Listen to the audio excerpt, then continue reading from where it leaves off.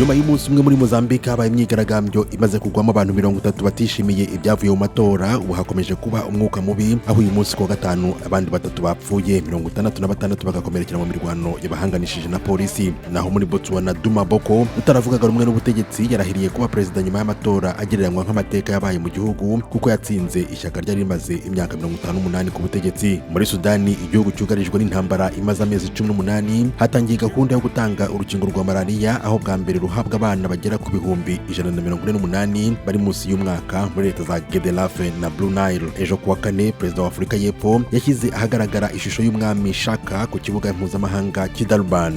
Umwami Shaka yari umuntu ukomeye cyane amateka y'Abazuru. Amagana y'Abanyasenegal barimo na perezida Bassirou Diomaye Faye ejo kuwa kane bitabiriye umuhango wo gutangiza imurika nyafurika ry'ubuhanzi n'ubugeni rizwi nka Dakar.